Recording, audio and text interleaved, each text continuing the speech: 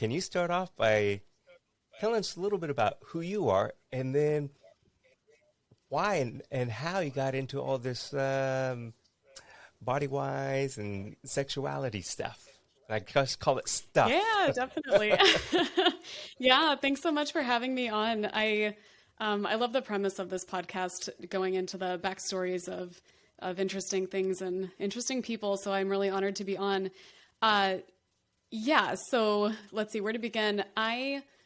Uh, for a long time, I've just been fascinated with the intersection of sexuality and spirituality and the ways that religion conditions people, sometimes for not in not so great ways and sometimes in okay ways, right? But the ways that our spiritual upbringing can influence our sexual expression, and not just even within our own lifetimes and our direct experience, but the ways that we inherit certain belief systems and traumas from the past, and then in our current bodies, how we have a responsibility, if we want to really open ourselves up to the pleasure and the intimacy and the connection and aliveness that our bodies are capable of being vessels for as humans.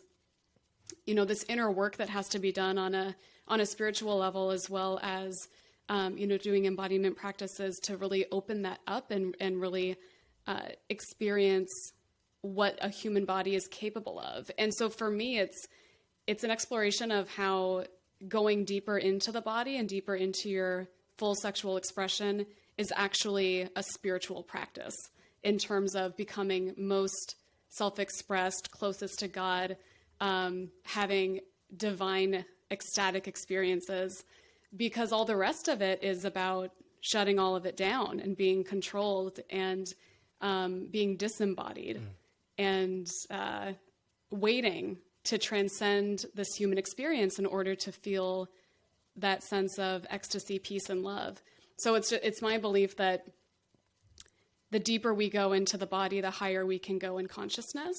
And that is the whole idea behind Body Wise, Okay.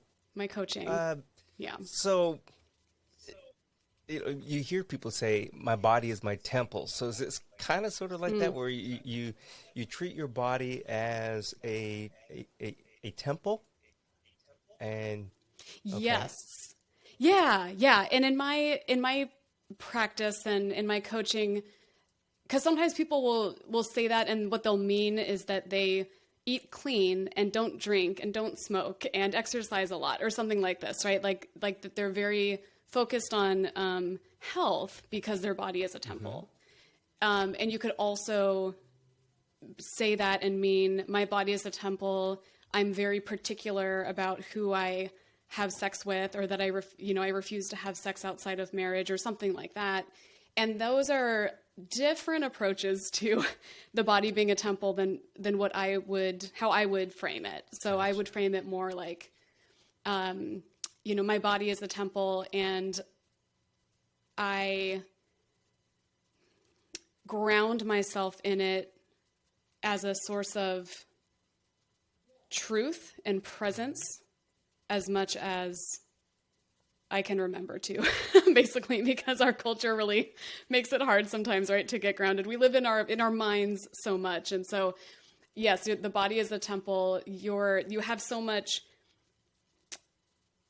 energy that you can experience in your body. It's our in my. I feel like there's so many tangents I could go on, but in my coaching world, we talk a lot about nervous system regulation and how so few people really learn the tools to manage their own energies, Okay. and how sexual energy is a special flavor of energy that can be used to for self expansion. But there's also just these other like emotional regulation type of energies, right? Like how do you use the breath to bring yourself down from anxiety, right? Like this is a widespread common thing. People know to do this, right? Like take 3 deep breaths and that kind of Right. thing. But the breath can also be used to increase sensitivity during sexual experiences. It can be used to complete trauma cycles, like stress cycles in the body, like doing specific kinds of breath work. So I feel like I've forgotten what your, No, no, your initial that's question fine because was. you're talking and you're telling me this, and I'm going, yeah, breathing. She's right because why is it? If it isn't, why is it that when pregnant women are giving birth, they tell them, you know, that kind of stuff? And I'm thinking, yeah, I know there's a couple of methods of sure right before you climax and stuff for male and all this other stuff that I had read before, but also like you were saying too is depending on how we were brought up or the religion and culture seems to play a huge role in how we view sexuality and pleasure. And I look at it as Kama Sutra and, the Far East or Middle East, they are or were more in tune with sexuality as being okay to explore in certain methods other than your standard, standard way of doing it or however you want to call it. So, so really anything that you have that you could let us know that it's okay to be, can I say sexually promiscuous in a way? Yeah. Yeah, absolutely. Yeah, absolutely. I yeah, I mean, and that's a whole conversation too, Right. about the ways that we judge and moralize the very human desire to have multiple partners. It's like whether or not you choose to do that or whether you go with monogamy and it just, the impulse is there and that's fine. Like it feels so threatening to people, I think, because we worry that agreements and trust will be broken if we admit that within us there's this desire or even like, yeah, I'm attracted to this other person, and even just admitting that can feel like a betrayal, and it just doesn't have to be, but it's just, there's such heaviness and baggage around that, and the way that we associate our sexuality with our goodness as people. Like, good people are monogamous. Good people wait for this kind of partner. Good people only have this kind of sex. Good people, never do that, never do this. And I just think that's such a trap too, because again, it's like, it's the behaviors and the agreements that you enter into with people in your relationships and how you approach them that really is more an indicator of your integrity, not what your brain and your body are telling you would be kind of fun and pleasurable. Like, and also just the ways that we, it's hard to understand how something could feel really good sexually without being an emotional threat. Because there's that piece of things too. Like being threatened by a partner using sex toys, or a partner, using porn, or a partner occasionally wondering what it would be like to be with so-and-so, or, and I've been there. I mean, let me say that, like, straight up. I get jealous, I get uncomfortable, I get insecure around all those things. But the practice then for me has been to just get curious about that and stop judging myself for it, and really, ask my partner, like, what does it mean for you? Right. And when you have enough trust and that foundation of security in a relationship, I think it just makes it a lot easier to admit, like, yeah, there's these other layers to my desires and sexuality, and it doesn't have to be threatening, and like, we'll figure it out together, but the more you give yourself permission to be honest about what is sexually fulfilling for you, and to be self-advocating in that, the more you feel comfortable allowing your partner to do that too. So like, you both, like, I think the most sexually fulfilling relationships are the ones where there is open communication about that. I mean, that seems kind of obvious, right? But but that you are both on each other's sides in terms of, Like, I want you to feel turned on and to be having a really fun time in life with your body and sexuality and pleasure, and to, have an erotic life. Because, you mentioned the Asian cultures, or traditional, Asian cultures a bit ago, and how they had this understanding of sexuality as more of a life force that can be cultivated and harnessed. And I'm not a student of those traditions. So I apologize if I misrepresented all, but my understanding right now is that it's like chi energy, right? Like life force energy, and you can use sexuality practices to help cultivate that and harness it. And it took me a while to understand what that really meant from my Western perspective. But I was reading a book by someone who explained it in terms of like imagine yourself after a breakup and you're feeling so depressed and heartbroken and physically weak. And you're not eating, you're not sleeping, you're just like so energetically drained. And then you get a text from whoever this person is that you're still in love with saying, I've made a terrible mistake, let's get back together, or whatever it is, right? Like some glimmer of hope for that relationship to revive and that you can be together again. And then all of a sudden your body is flooded with energy.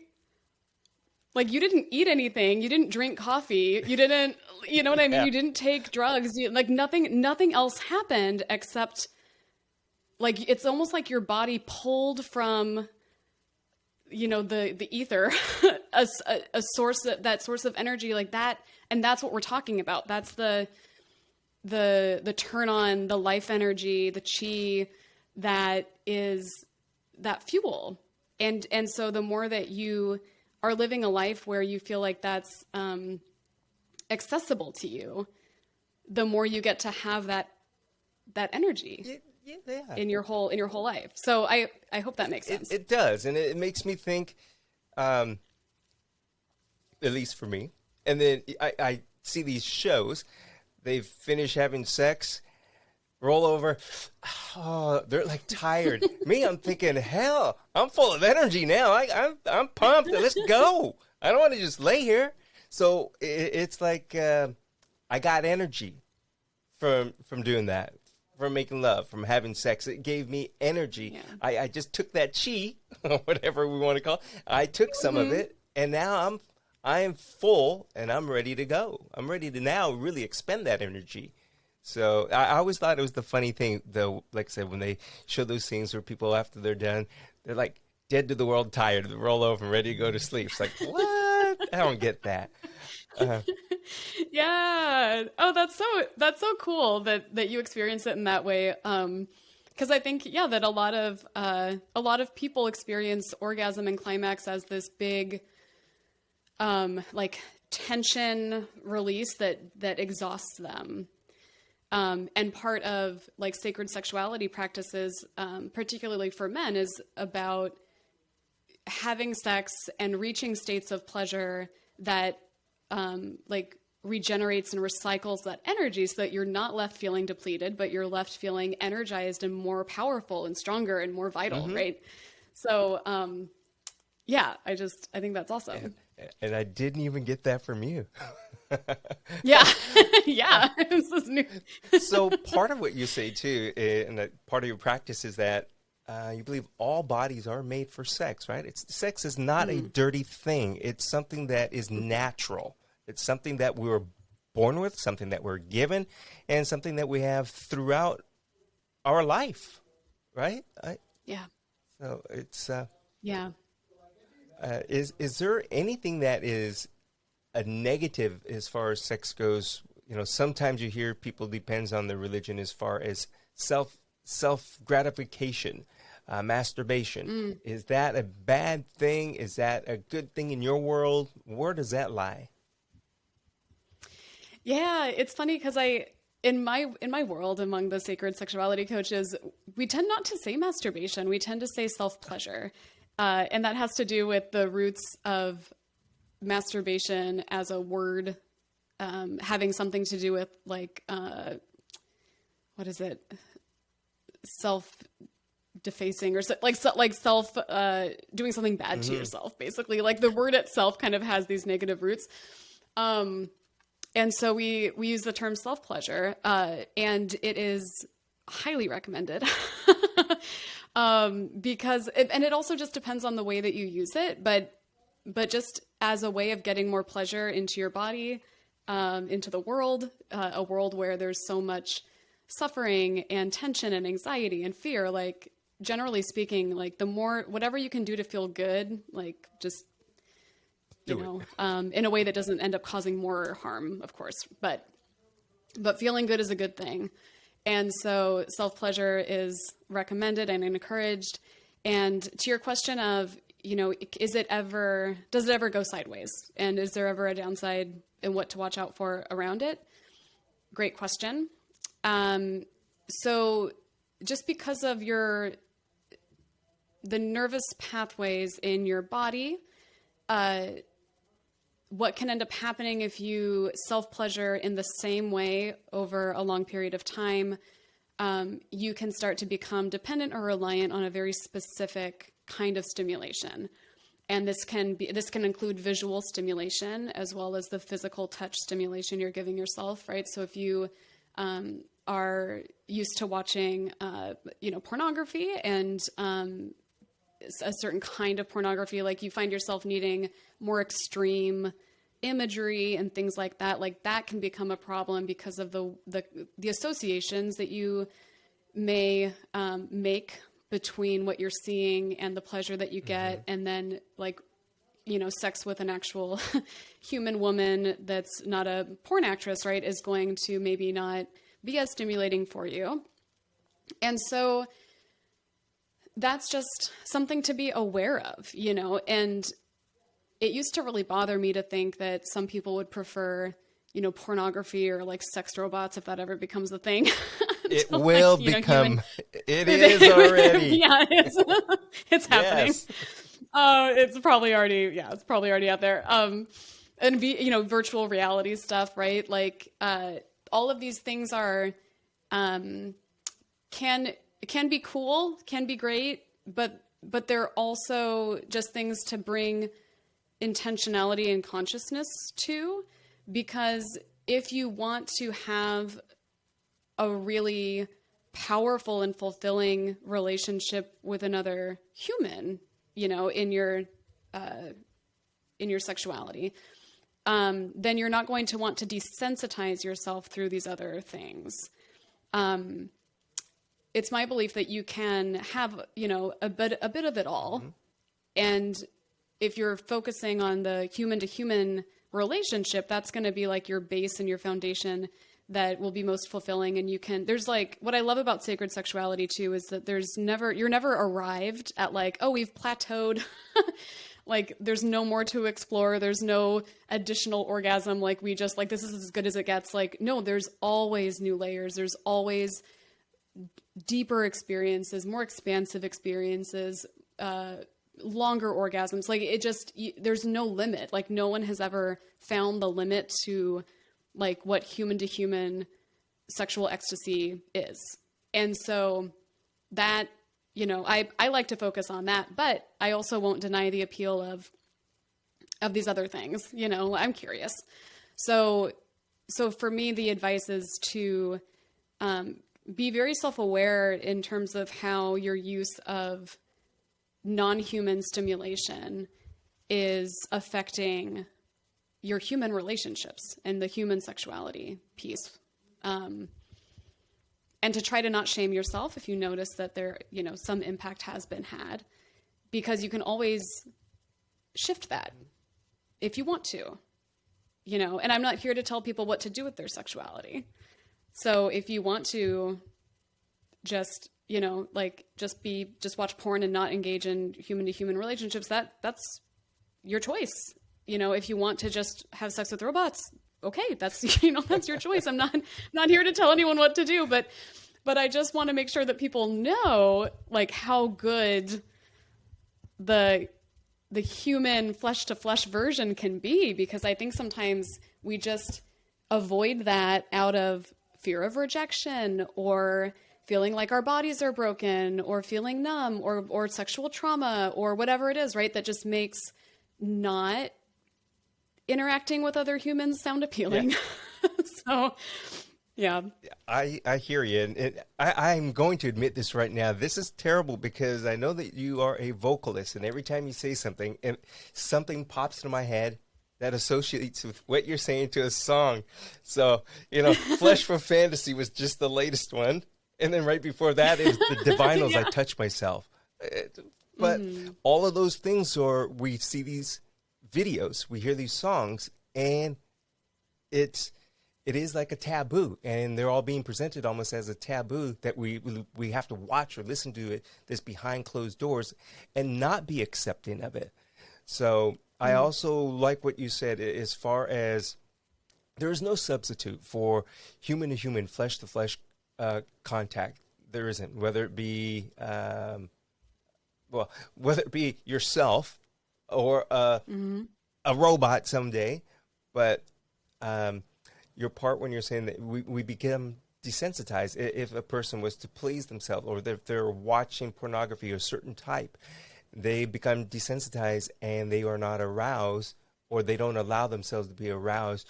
Then I don't know if this is the right way of saying it, but the natural way of being aroused. Now they're dependent upon a certain move, and then they're so fixed on that, and now they're with that woman or they're with that man, and they're not getting it.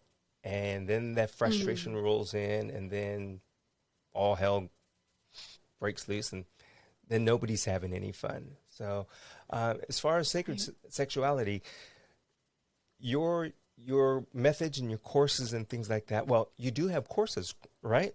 You teach Yeah. this. So Yes. where can listeners and viewers actually go and reach out to you to say, hey, whether I'm having problems or I want to open the door and understand what is it that I'm missing? What can you tell me that I need to open up to? So where can they find you? Yeah, the best place is my website because that has all of the links and information about who I am, what I do, and the different services I offer. So that is Michelle-Martinez.net. So not .com. Couldn't get that domain. There's a lot of Michelle Martinez's out there. So Michelle-Martinez.net is my website, and I'm also on Instagram at the Michelle Martinez. Snagged that one. And those are the two main platforms. I have a group for women on Facebook also called the Body Wise Collective, if anyone wants to check that out. And if you go to the website, michelle-martinez.net/courses, you can see the different course offerings in my online school, which is called the Body Wise Academy. Okay. Your website kind of sort of alludes more towards women, but this can be for men and women, correct? Yeah, definitely. So I have a course. I plan to add more courses that are geared to both men and women. So the ones that are up there now are Body Confidence Mastery, which applies to both men and women. I'm a strong advocate that body image, it does tend to be an issue for a lot of women, but it's also something that men struggle with. And I think that they don't feel as free to even talk about because they're not supposed to feel not supposed to vocalize any insecurities, right? It's that like masculine, strength thing. And I don't want to misspeak, for men, I'm not the voice of that group, but it does seem to me that men get backlash if they hint at insecurities like that, and or they may feel that it makes them less attractive, etc. Right? Where I feel like women are pretty vocal these days about being able to talk about that. So anyway, Body Confidence Mastery is one of the courses. Neo-tantric massage. So that's I hope it's okay to pussy massage, penis massage. In Sanskrit, that's yoni is the word for vulva, vagina, and lingam is the word for penis. And so I use them a bit interchangeably, Okay. that language in the course, but it's a way of,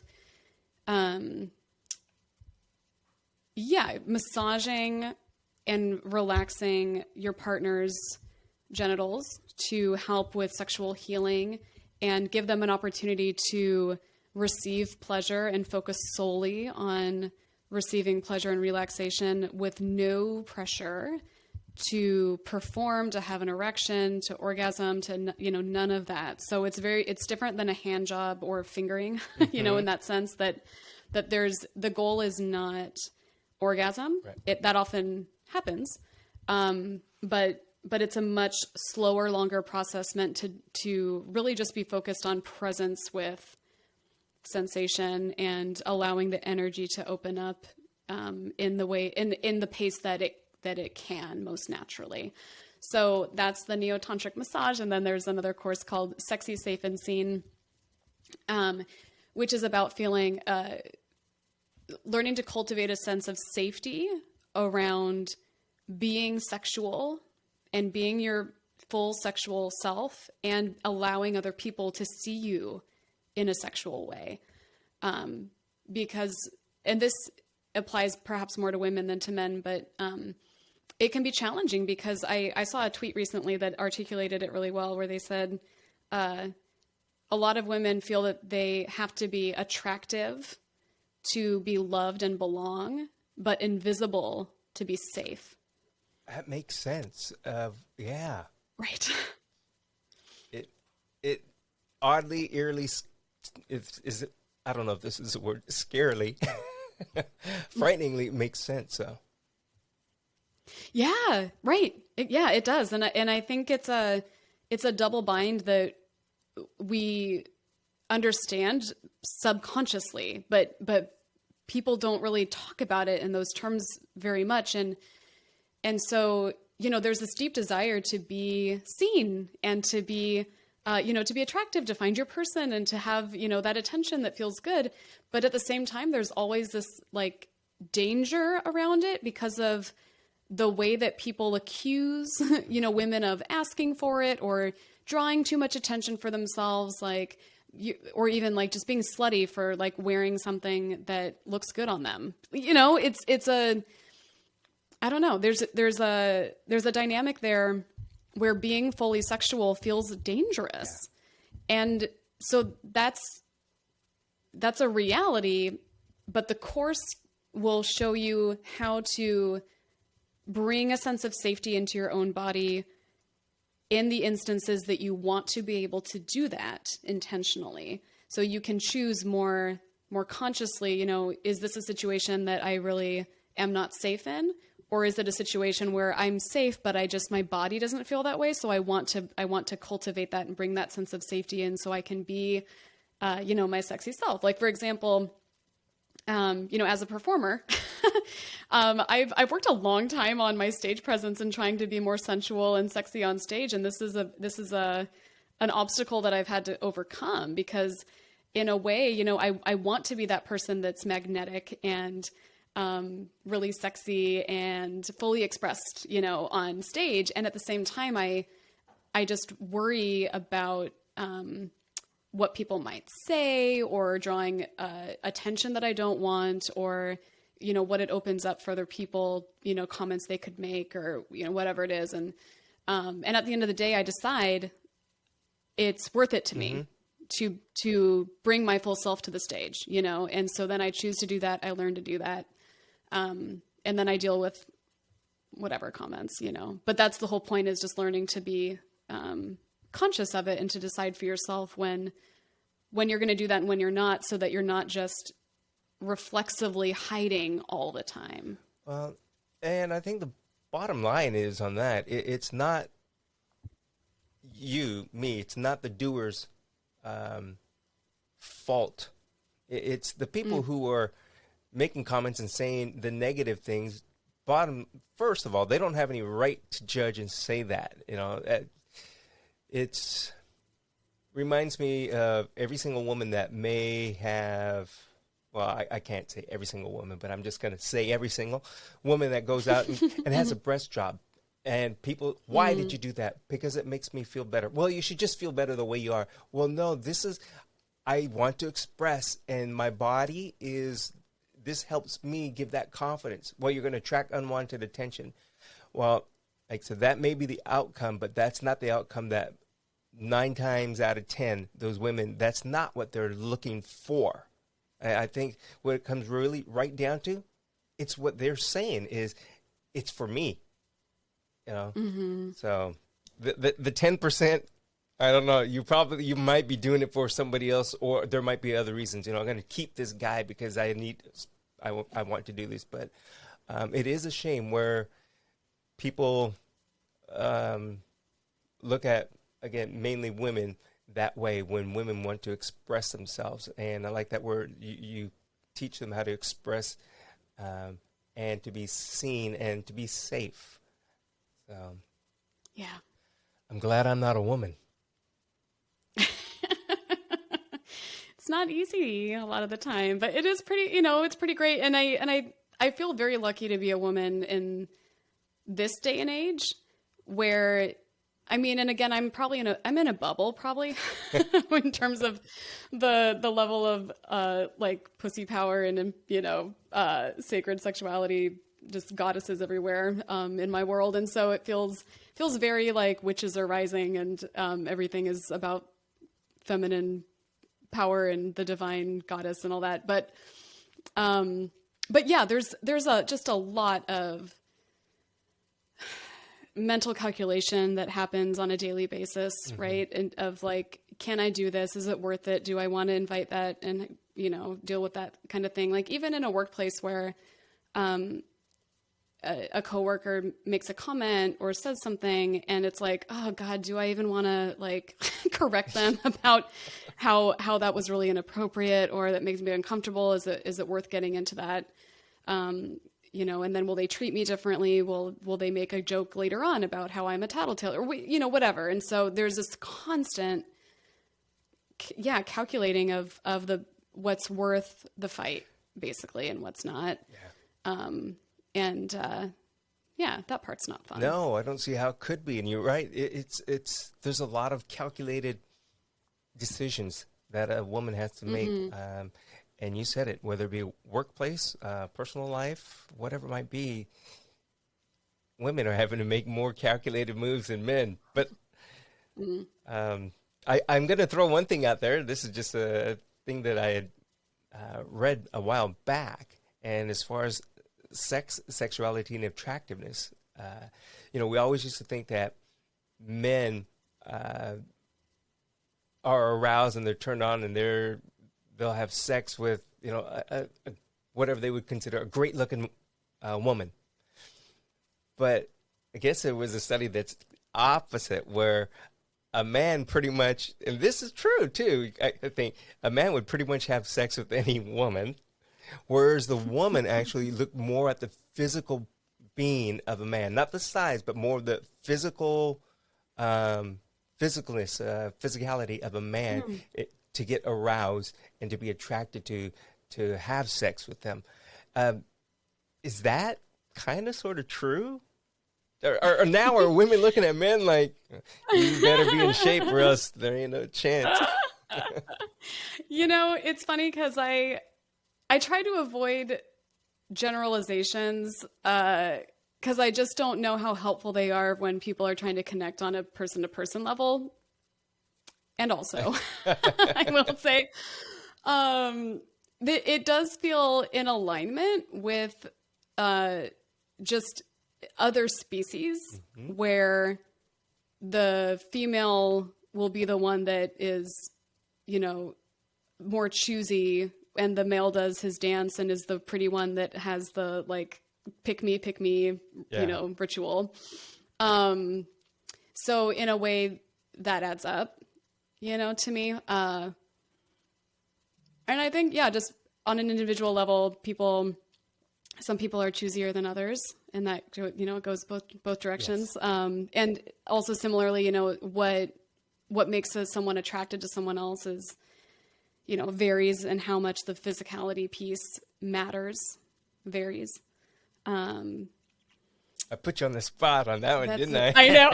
But you are handling it very well. You put it over to the Yeah, animal thanks. kingdom and said, well, this Yeah. is how they act. So, hmm but Yeah, yeah. I suppose I'm not sure what to make of it or what I would, how I'd say it applies or doesn't to, yeah. people. Um, So, yeah.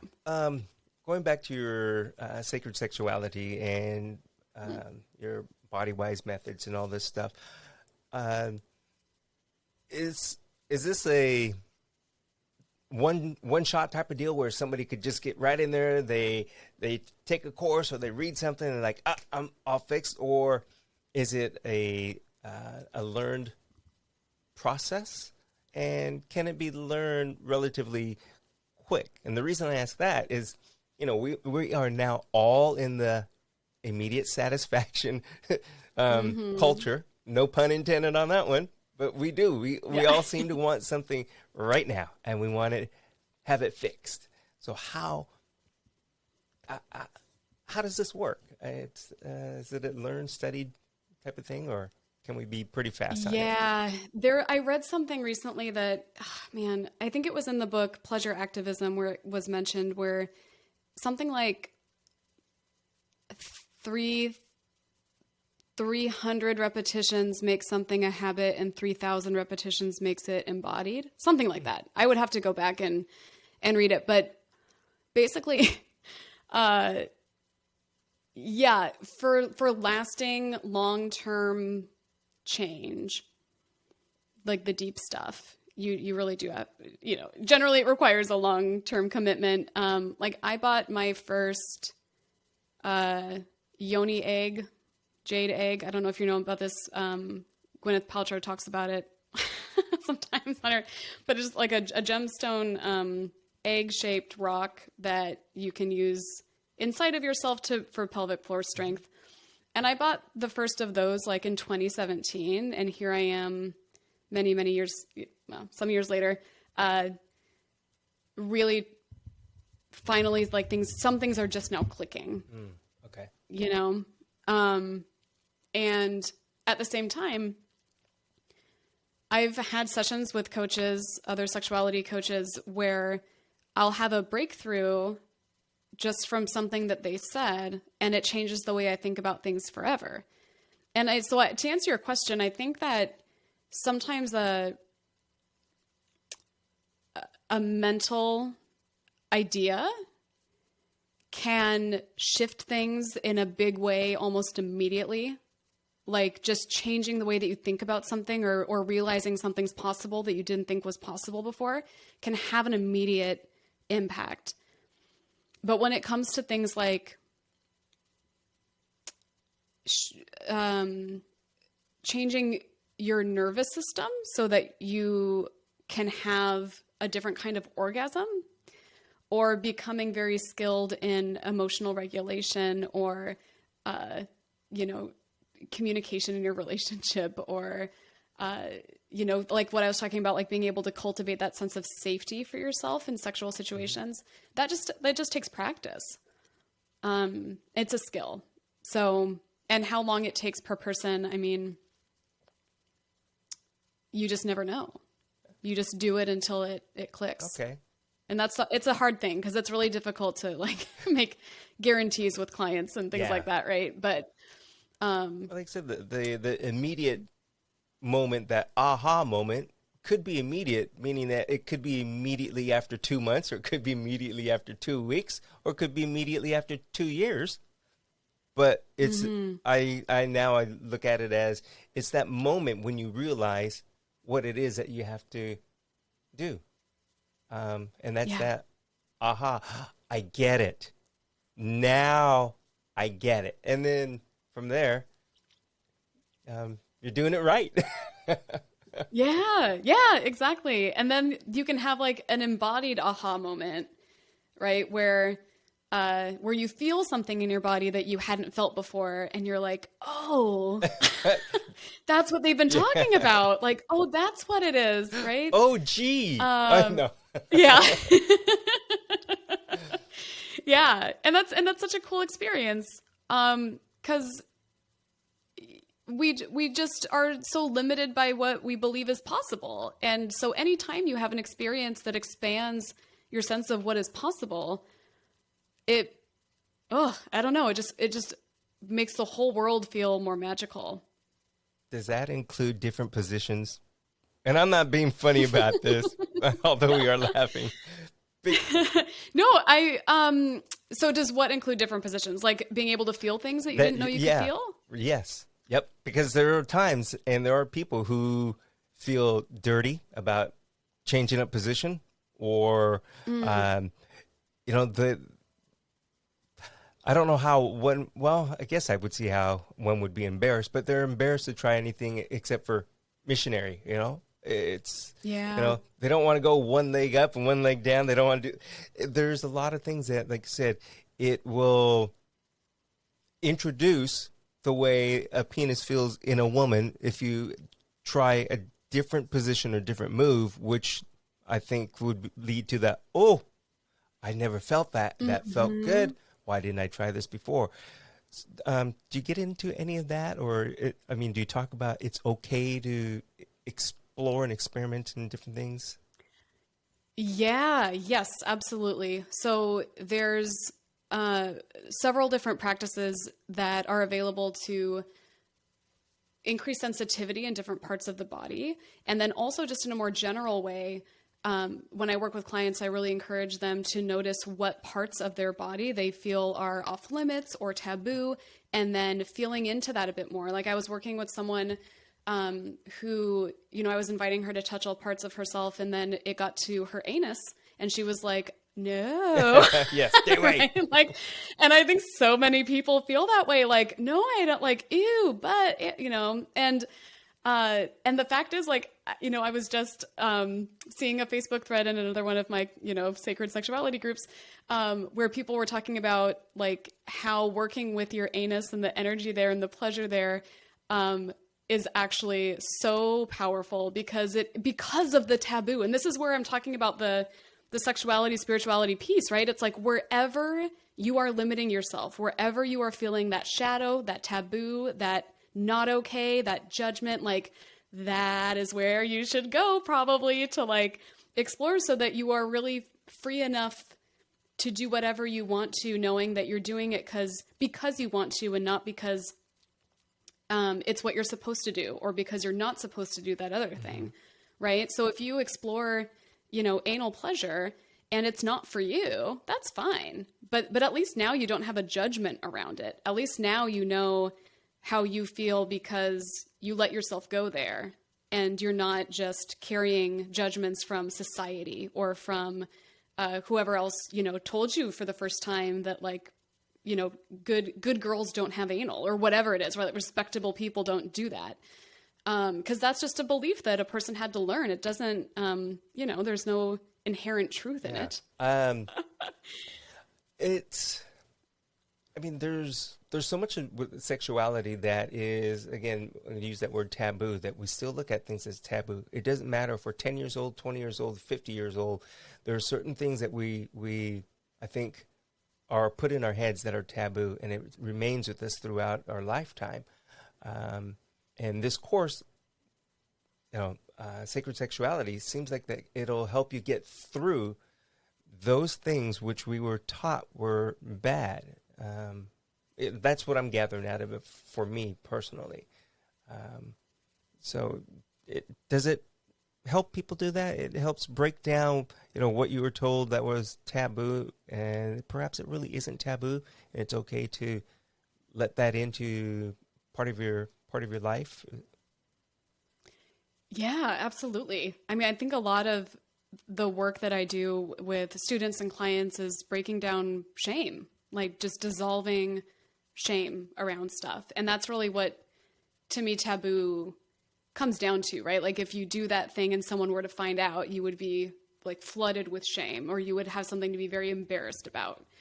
And so, yeah, it's about centering in your experience of what is your sexual truth and not knowing that there's no part of you, no part of your sexuality or any other part of you that you have to be like scared of and avoid.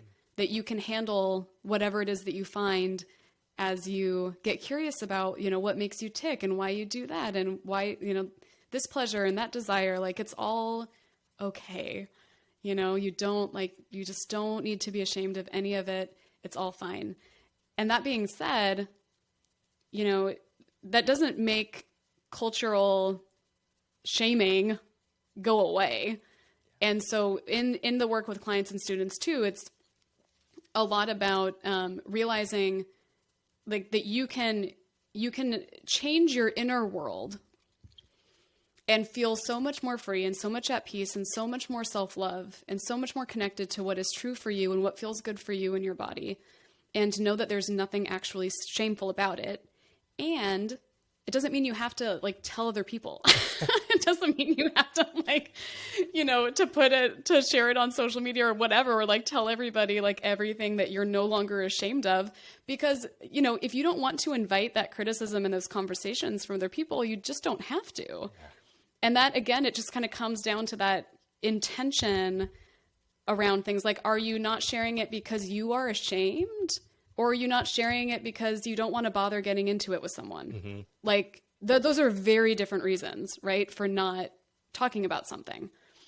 And so my goal is to help people have that inner confidence, that shamelessness around their own sexual truth and sexual selves, so that, if it were to come up somehow, that they're not going to feel triggered in shame or embarrassment because they actually don't feel that anymore. But at most it's going to be like annoying to have to try to explain it to somebody or to just kind of deal with someone else's projections. So yeah. Yeah. I was going to ask you if there's anything that you wanted to say in closing, and that was really good. So, but I'm going to ask though, is there one method or is there one step? Is there one thing that you could say right now to anybody that's listening or watching about sacred sexuality and how it is okay to be okay with yourself? I don't know if that makes sense, but yeah, if you don't already have some kind of mindfulness practice, I would recommend that as a first step. Like understanding what mindfulness is really the first step. At least it was for me in sacred sexuality, because it's a way of getting really curious to what's going on for you in the present moment, and especially in your body sensations. So many of us are very disembodied, not aware of what's going on in our own bodies, very much in our heads, and very judgy of things. Like, it's just everything has to be judged. And so the more that you cultivate mindfulness, the more you relax into self-acceptance and also become aware of your body. And that's the real starting point for dissolving the shame around what you then discover. Like as you become more aware of your body, as you become more aware of your judgments, then the work begins of dissolving the shame around those things. Okay. So that would be my first step recommendation. If you want to explore this path, look first into mindfulness, become familiar with that, develop a practice around that. And that will be a beautiful tool to carry into the things like, using a crystal wand for de-armoring your cervix, and using breath work to move sexual energy around, and these other types of practices. Because if you don't know how to pay attention to your body and your own thoughts, you're just not going to get as much out of these other things. Awesome. I mean, all well said. And I will say that just listening to you, you definitely tell that you are a really good instructor when it comes to this. So I'm going to say thank you very much. I have enjoyed our conversation today, and I'm going to have to go and think and see if there's anything that I need to fix or be acceptance of. That's right.